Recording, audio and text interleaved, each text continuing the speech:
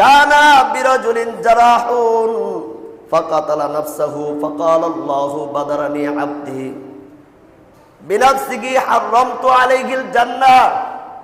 আল্লাহর নবী বুখারীর হাদিসের মধ্যে বলেন, এক ব্যক্তি আহত হয়েছিল।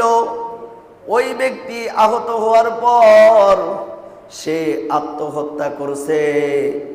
আল্লাহর নবী বলেন, আল্লাহ তাআলা তখন ডাক দিয়া বলে, আমার বান্দার হায়াত ছিল, কিন্তু আমার বান্দা তাড়াহুড়া করছে। আমার বান্দা তাড়াহুড়া কইরা আত্মহত্যা করছে, সে নিজেকে ধ্বংস করে দিছে। আল্লাহর নবী বলেন, হারামতু আলাইহিল জান্নাহ। আল্লাহ তাআলা ওই ব্যক্তির সম্পর্কে বলেন, আমি আল্লাহ তাআলা ওই ব্যক্তির জন্য আমার জান্নাত হারাম করে দিলাম। অর্থাৎ এক ব্যক্তি আহত হয়েছে, আত্মহত্যা করলে আল্লাহ বললেন, আমার বান্দা তাড়াহুড়া কইরা নিজেকে ধ্বংস করে দিছে, হত্যা করে ফেলেছে, আমি তার জন্য আমার জান্নাত কি করলাম? হারাম করে দিলাম। আমার জান্নাতে আর তার জায়গা হবে না, সে চিরকালের জন্য জাহান্নামে। কতকালের জন্য? চিরকালের জন্য সে জাহান্নামে। আন সাবিত ইবনে দাহাক রাদিয়াল্লাহু তাআলা আনহু আনিন নবী সাল্লাল্লাহু আলাইহি ওয়াসাল্লাম قال মান কাতালা নাফসাহু বিহাদিদাতিন উযিবা বিহা ফি নারি জাহান্নাম, রাওয়াহুল বুখারী। আল্লাহর নবী সাল্লাল্লাহু আলাইহি ওয়াসাল্লামের হাদিস।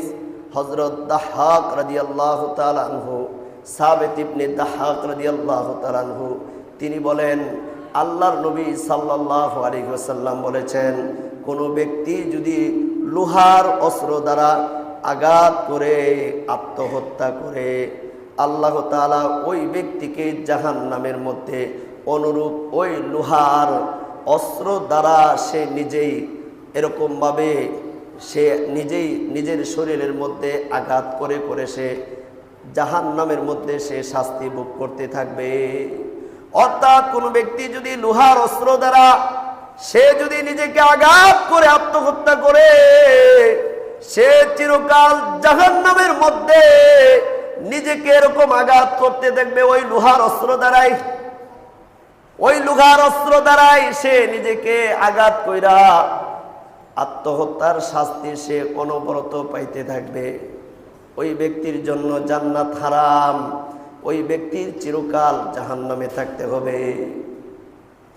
আন আবি হুরায়রা রাদিয়াল্লাহু তাআলা আনহু আনিন নবী সাল্লাল্লাহু আলাইহি ওয়াসাল্লাম قال আল্লাযী ইয়াখনুকু নাফসাহু মাখনুকুহা ফিন-নার ওয়াল্লাযী ইয়াতআনুহা ফিন-নার, রাওয়াহুল বুখারী।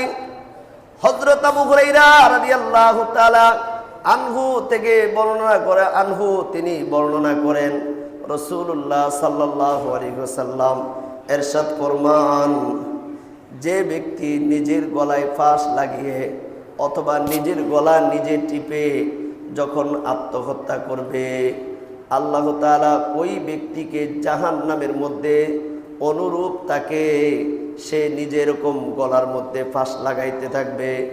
ফাঁস লাগাইয়া সে কখনো মরবে, আবার সে জীবিত হবে, আবার সে আল্লাহ তাআলার হুকুমে সে আবার সে মরবে, আবার এরকম জীবিত হতে থাকবে। কেউ যদি গলার মধ্যে নিজে নিজে টিপে যদি কেউ আত্মহত্যা করে, সে জাহান্নামের মধ্যে গলা টিপার শাস্তি সর্বদা সে জাহান্নামের মধ্যে গলা টিপে সে নিজেকে হত্যা করতে থাকবে। এই শাস্তি সে জাহান্নামের মধ্যে ভোগ করতে থাকবে।